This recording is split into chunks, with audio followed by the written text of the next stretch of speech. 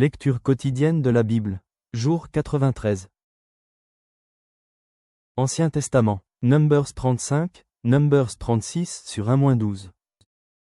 L'Éternel parla à Moïse, dans les plaines de Moab, près du Jourdain, vis-à-vis de Jéricho. Il dit, ordonne aux enfants d'Israël d'accorder aux Lévites, sur l'héritage qu'ils posséderont, des villes où ils puissent habiter. Vous donnerez aussi aux Lévites une banlieue autour de ces villes. Ils auront les villes pour y habiter. Et les banlieues seront pour leur bétail, pour leurs biens et pour tous leurs animaux. Les banlieues des villes que vous donnerez aux Lévites auront, à partir du mur de la ville et au dehors, 1000 coudées tout autour. Vous mesurerez, en dehors de la ville, 2000 coudées pour le côté oriental, 2000 coudées pour le côté méridional, 2000 coudées pour le côté occidental, et 2000 coudées pour le côté septentrional. La ville sera au milieu. Telles seront les banlieues de leur ville. Parmi les villes que vous donnerez aux Lévites, il y aura 6 villes de refuge où pourra s'enfuir le meurtrier et 42 autres villes. Total des villes que vous donnerez aux Lévites, 48 villes, avec leurs banlieues. Les villes que vous donnerez sur les propriétés des enfants d'Israël seront livrées en plus grand nombre par ceux qui en ont le plus, et en plus petit nombre par ceux qui en ont moins. Chacun donnera de ces villes aux Lévites à proportion de l'héritage qu'il possédera. L'Éternel parla à Moïse, et dit, parle aux enfants d'Israël, et dis-leur, lorsque vous aurez passé le Jourdain et que vous serez entrés dans le pays de Canaan. Vous vous établirez des villes qui soient pour vous des villes de refuge, où pourra s'enfuir le meurtrier qui aura tué quelqu'un involontairement. Ces villes vous serviront de refuge contre le vengeur du sang, afin que le meurtrier ne soit point mis à mort avant d'avoir comparu devant l'assemblée pour être jugé. Des villes que vous donnerez, 6 seront pour vous des villes de refuge. Vous donnerez 3 villes au-delà du Jourdain, et vous donnerez 3 villes dans le pays de Canaan, ce seront des villes de refuge. Ces 6 villes serviront de refuge aux enfants d'Israël, à l'étranger et à celui qui demeure au milieu de vous. Là pourra s'enfuir tout homme qui aura tué quelqu'un involontairement. Si un homme frappe son prochain avec un instrument de fer, et que la mort en soit la suite, c'est un meurtrier, le meurtrier sera puni de mort. S'il le frappe, tenant à la main une pierre qui puisse causer la mort, et que la mort en soit la suite, c'est un meurtrier, le meurtrier sera puni de mort. S'il le frappe, tenant à la main un instrument de bois qui puisse causer la mort, et que la mort en soit la suite, c'est un meurtrier, le meurtrier sera puni de mort. Le vengeur du sang fera mourir le meurtrier, quand il le rencontrera, il le tuera. Si un homme pousse son prochain par un mouvement de haine, ou s'il jette quelque chose sur lui avec préméditation, et que la mort en soit la suite. Ou s'il le frappe de sa main par inimitié, et que la mort en soit la suite, celui qui a frappé sera puni de mort, c'est un meurtrier. Le vengeur du sang tuera le meurtrier, quand il le rencontrera. Mais si un homme pousse son prochain subitement et non par inimitié, ou s'il jette quelque chose sur lui sans préméditation, ou s'il fait tomber sur lui par mégarde une pierre qui puisse causer la mort, et que la mort en soit la suite, sans qu'il ait de la haine contre lui et qu'il lui cherche du mal, voici les lois d'après lesquelles l'Assemblée jugera entre celui qui a frappé et le vengeur du sang. L'Assemblée délivrera le meurtrier de la main du vengeur du sang, et le fera retourner dans la ville de refuge où il s'était enfui. Il y demeurera jusqu'à la mort du souverain sacrificateur qu'on a oint de l'huile sainte. Si le meurtrier sort du territoire de la ville de refuge où il s'est enfui, et si le vengeur du sang le rencontre hors du territoire de la ville de refuge et qu'il tue le meurtrier, il ne sera point coupable de meurtre. Car le meurtrier doit demeurer dans sa ville de refuge jusqu'à la mort du souverain sacrificateur, et après la mort du souverain sacrificateur, il pourra retourner dans sa propriété. Voici des ordonnances de droit pour vous et pour vos descendants, dans tous les lieux où vous habiterez. Si un homme tue quelqu'un, on ôtera la vie au meurtrier, sur la déposition de témoins. Un seul témoin ne suffira pas pour faire condamner une personne à mort. Vous n'accepterez point de rançon pour la vie d'un meurtrier qui mérite la mort, car il sera puni de mort.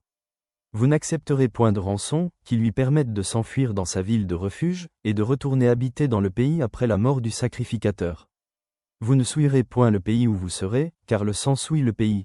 Et il ne sera fait pour le pays aucune expiation du sang qui y sera répandu que par le sang de celui qui l'aura répandu. Vous ne souillerez point le pays où vous allez demeurer, et au milieu duquel j'habiterai. Car je suis l'Éternel, qui habite au milieu des enfants d'Israël. Les chefs de la famille de Galaad, fils de Makir, fils de Manassé, d'entre les familles des fils de Joseph, s'approchèrent et parlèrent devant Moïse et devant les princes, chefs de famille des enfants d'Israël. Ils dirent, l'Éternel a ordonné à mon Seigneur de donner le pays en héritage par le sort aux enfants d'Israël. Mon Seigneur a aussi reçu de l'Éternel l'ordre de donner l'héritage de Tselophshad, notre frère, à ses filles. Si elles se marient à l'un des fils d'une autre tribu des enfants d'Israël, leur héritage sera retranché de l'héritage de nos pères et ajouté à celui de la tribu à laquelle elles appartiendront. Ainsi sera diminué l'héritage qui nous est échu par le sort. Et quand viendra le jubilé pour les enfants d'Israël, leur héritage sera ajouté à celui de la tribu à laquelle elles appartiendront, et il sera retranché de celui de la tribu de nos pères. Moïse transmit aux enfants d'Israël les ordres de l'Éternel. Il dit, la tribu des fils de Joseph a raison. Voici ce que l'Éternel ordonne au sujet des filles de Tselophshad. Elles se marieront à qui elles voudront, pourvu qu'elles se marient dans une famille de la tribu de leur père. Aucun héritage parmi les enfants d'Israël ne passera d'une tribu à une autre tribu, mais les enfants d'Israël s'attacheront chacun à l'héritage de la tribu de ses pères. Et toute fille, possédant un héritage dans les tribus des enfants d'Israël, se mariera à quelqu'un d'une famille de la tribu de son père, afin que les enfants d'Israël possèdent chacun l'héritage de leur père. Aucun héritage ne passera d'une tribu à une autre tribu, mais les tribus des enfants d'Israël s'attacheront chacune à son héritage. Les filles de Tselophshad se conformèrent à l'ordre que l'Éternel avait donné à Moïse. Machla, Sœur-Tsa, Ogla, Milka et Noa, filles de Tselophshad, se marièrent au fil de leurs oncles. Elles se marièrent dans les familles des fils de Manassé, fils de Joseph, et leur héritage resta dans la tribu de la famille de leur père. Nouveau Testament, Luc 9 sur 28-56. Environ 8 jours après qu'il eut dit ces paroles, Jésus prit avec lui Pierre, Jean et Jacques, et il monta sur la montagne pour prier. Pendant qu'il priait, l'aspect de son visage changea, et son vêtement devint d'une éclatante blancheur. Et voici, 2 hommes s'entretenaient avec lui, c'étaient Moïse et Élie, qui, apparaissant dans la gloire, parlaient de son départ qu'il allait accomplir à Jérusalem. Pierre et ses compagnons étaient appesantis par le sommeil, mais, s'étant tenus éveillés, ils virent la gloire de Jésus et les 2 hommes qui étaient avec lui. Au moment où ces hommes se séparaient de Jésus, Pierre lui dit, « Maître, il est bon que nous soyons ici. Dressons 3 tentes, une pour toi, une pour Moïse, et une pour Élie. » Ils ne savaient ce qu'ils disaient. Comme ils parlaient ainsi, une nuée vint les couvrir, et les disciples furent saisis de frayeur en les voyant entrer dans la nuée. Et de la nuée sortit une voix, qui dit, « Celui-ci est mon fils élu, écoutez-le. » Quand la voix se fit entendre, Jésus se trouva seul. Les disciples gardèrent le silence, et ils ne racontèrent à personne, en ce temps-là, rien de ce qu'ils avaient vu. Le lendemain, lorsqu'ils furent descendus de la montagne, une grande foule vint au-devant de Jésus. Et voici, du milieu de la foule un homme s'écria, « Maître, je t'en prie, porte les regards sur mon fils, car c'est mon fils unique. » Un esprit le saisit, et aussitôt il pousse des cris. Et l'esprit l'agite avec violence, le fait écumer, et a de la peine à se retirer de lui, après l'avoir tout brisé. J'ai prié tes disciples de le chasser, et ils n'ont pas pu. Race incrédule et perverse, répondit Jésus, jusqu'à quand serai-je avec vous, et vous supporterai-je? Amène ici ton fils. Comme il approchait, le démon le jeta par terre, et l'agita avec violence. Mais Jésus menaça l'esprit impur, guérit l'enfant, et le rendit à son père. Et tous furent frappés de la grandeur de Dieu. Tandis que chacun était dans l'admiration de tout ce que faisait Jésus, il dit à ses disciples, « Pour vous, écoutez bien ceci. Le Fils de l'homme doit être livré entre les mains des hommes. » Mais les disciples ne comprenaient pas cette parole. Elle était voilée pour eux, afin qu'ils n'en eussent pas le sens. Et ils craignaient de l'interroger à ce sujet.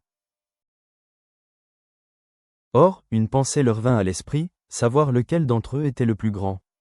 Jésus, voyant la pensée de leur cœur, prit un petit enfant, le plaça près de lui, et leur dit, « Quiconque reçoit en mon nom ce petit enfant me reçoit moi-même, et quiconque me reçoit celui qui m'a envoyé.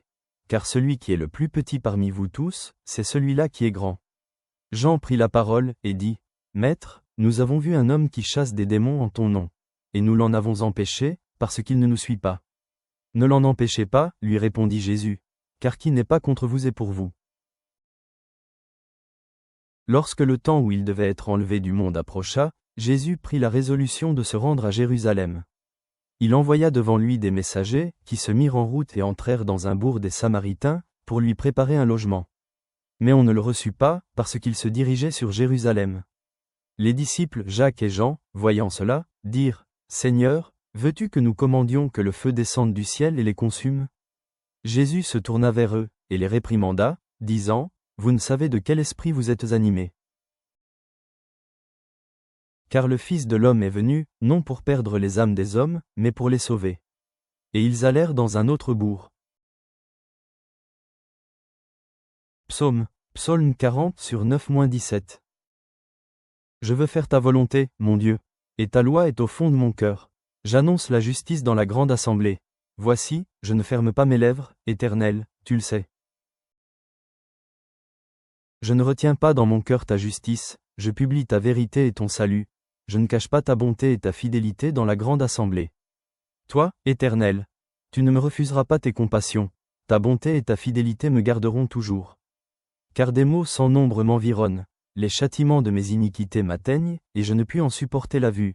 Ils sont plus nombreux que les cheveux de ma tête, et mon courage m'abandonne. Veuille me délivrer, ô Éternel. Éternel, viens en hâte à mon secours. Que tous ensemble ils soient honteux et confus, ceux qui en veulent à ma vie pour l'enlever. Qu'ils reculent et rougissent, ceux qui désirent ma perte. Qu'ils soient dans la stupeur par l'effet de leur honte, ceux qui me disent « Ah, ah !» Que tous ceux qui te cherchent soient dans l'allégresse et se réjouissent en toi. Que ceux qui aiment ton salut disent sans cesse « Exalté soit l'Éternel !» Père céleste, nous nous présentons devant toi avec des cœurs reconnaissants, méditant sur l'importance de la justice et de la miséricorde telle qu'elle se manifeste dans le livre des Nombres. Aide-nous à accueillir la vérité de ta parole, alors que nous contemplons la transfiguration du Christ dans l'évangile de Luc, qui nous rappelle ta gloire et la puissance transformante de ta présence. Comme David dans le psaume 40, puissions-nous proclamer ta justice et placer notre confiance en ta délivrance tandis que nous traversons notre vie quotidienne. Fortifie notre détermination à être des instruments de paix et de grâce dans un monde qui a désespérément besoin de ta lumière. Que nos vies reflètent ta grâce et ta vérité. Amen.